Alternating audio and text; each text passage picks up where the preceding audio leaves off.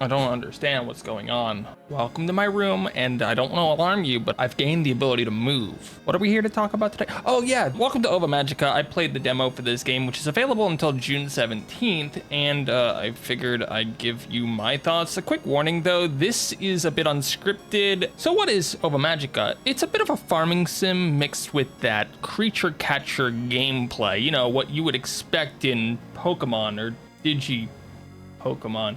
You know, those games.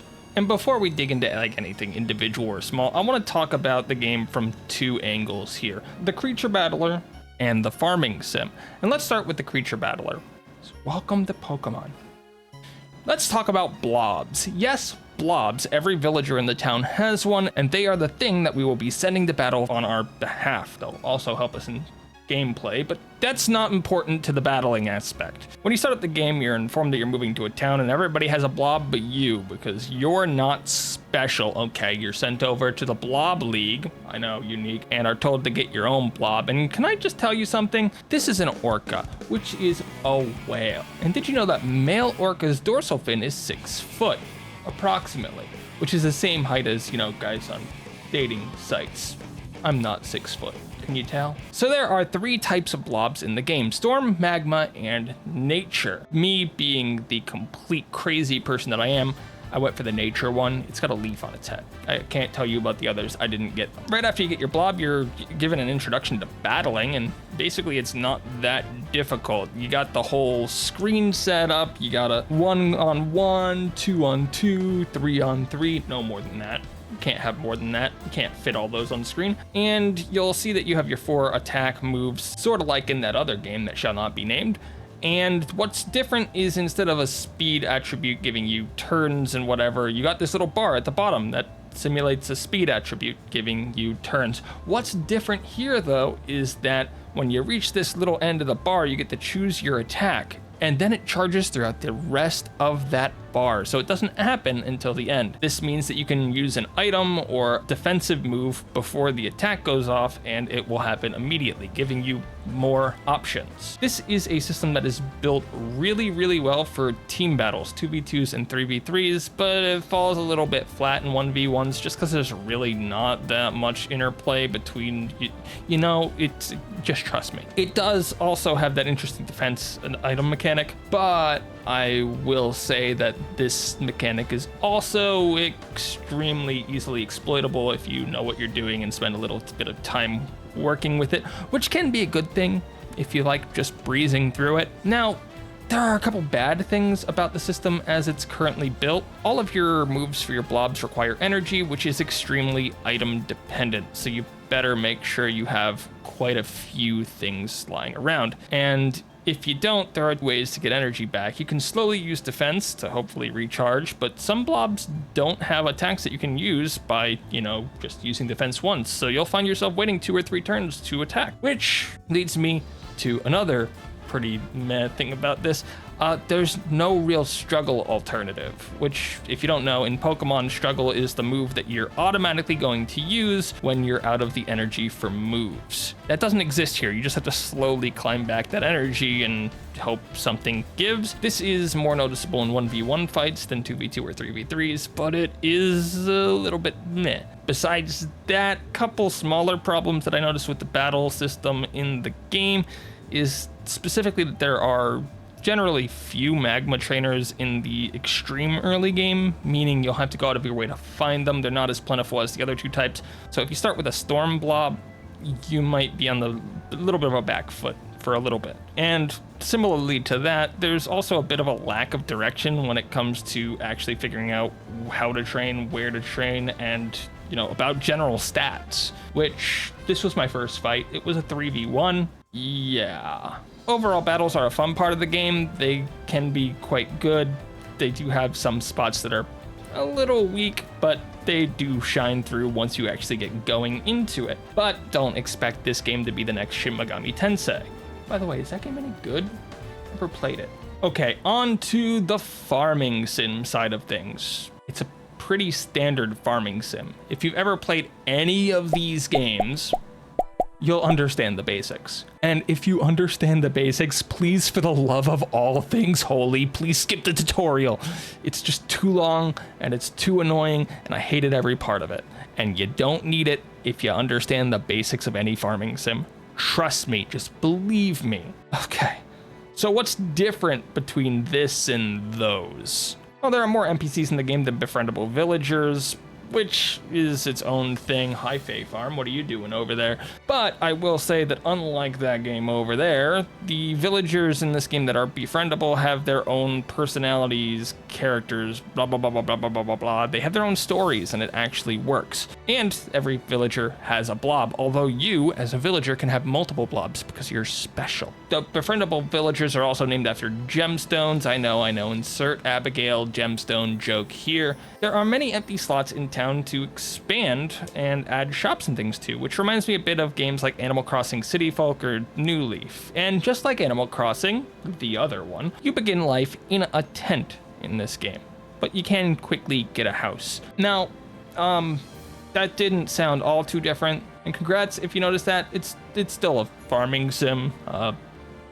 Yeah. So with those out of the way, I want to talk about my experiences in the game and what I liked and didn't like about the game itself, rather than just describing stuff. First of all, I really, really did like the characters that I met throughout the game. For example, this is Citrine.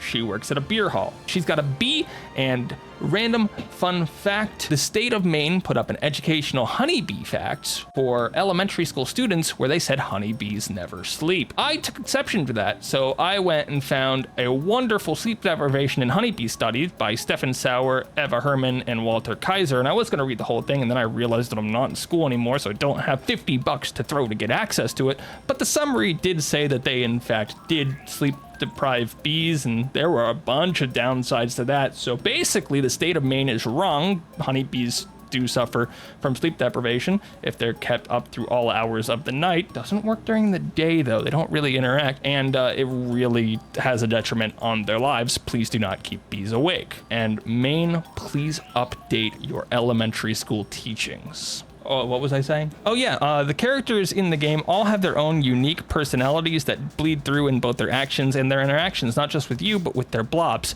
Except for Lapis, he's just Blagary Oak.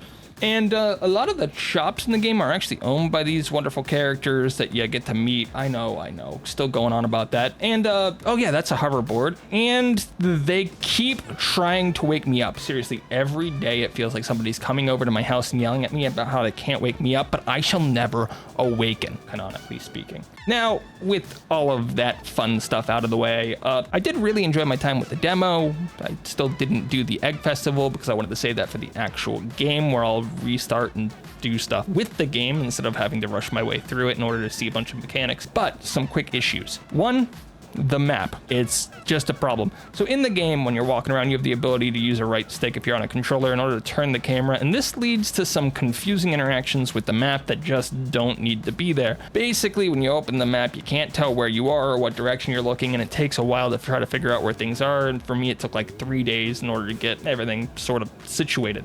This would be solved if there was a giant "You Are Here" button anywhere on the map with, I don't know, a marker for what direction you were looking at the time. It doesn't exist, so oops. Second minor complaint is the energy system, specifically running out of energy. This has been a thing in a bunch of these games where if you don't fall asleep at the end of the day, or if you run out of energy at the end of the day, looking at you, Stardew, you receive a penalty on the next day. If I were to compare the Stardew penalty to this game, they'll look similar up front.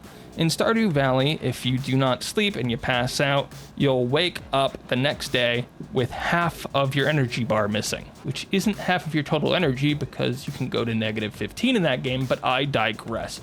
You'll start with half of your energy. In Ova Magica, all of your actions cost 2 times the energy. Effectively, these sound the same, but they're not. You see, in Stardew Valley, you can rest, you can get in a hot tub, you can eat food to recover that energy, and then it acts like normal. In Ova Magica though, if you eat food, you're basically gaining half the energy back from the food because all of your actions still cost double. I wasted 7 apple pies testing this. It was not fun. Okay, on to another thing, because you can argue that that's actually a pretty good mechanic that tries to force you into actually sleeping, but given that we didn't have a warp point in our home plot and we had to warp out of it and then walk in, that might not be the safest thing to give the players. Please give a warp point into the housing plot. This is issues. Okay, last actual issue: keyboard rebinding, controller rebinding, non-existent from what I can tell. Controller gameplay was okay, but we were missing a Pikmin-like button where you hit it and then it centers the camera to where you were facing, because that's the most important thing in every game. We need to take more mechanics from Pikmin 1, 2004. Very important game. I love it. Here's a Pikmin sound. Oh yeah, closing thoughts. If for some reason you're seeing this after the 16th or the 17th, or you just don't want to download the demo for yourself, if you want to see somebody else's playthrough of the demo, I have a video in the description by Sandstormer where they played through much of the demo. I can't confirm that it was all of it. It was like 3.5 hours without commentary, so you can just watch it and get a feel for the gameplay with nothing added. And if you enjoyed this video, please subscribe to Springles. They made their own review over on their channel, and they also included some tips, although I will say that they said that not being able to give gifts to characters in the demo was a negative, and I completely disagree with that statement. I actually think it's better to not have a gift giving system in the game than to go around chucking random junk at everyone's head every single day. It just feels and plays better. That's right, Springles, I'm looking at you. How do you end a video? Oh, and if you want some background on the recording for this, I actually forgot to end my video recording when I was done with the whole thing. So you know what's really funny? Here's some Fall Guys that I played without realizing that I was recording. 6 hours after I was done. Fun fact, this is Banana Skin. They released a Banana Skin in Fall Guys. Can you guys believe that? If you don't know what Banana is, here it is. It's an anime. Oh yeah, apparently the game is coming out in early access on July 23rd, which I learned after recording this. Oops. It'll include what looks like about half of the general game content in terms of like levels and things to do, and the blah blah blah blah blah. Okay, bye again.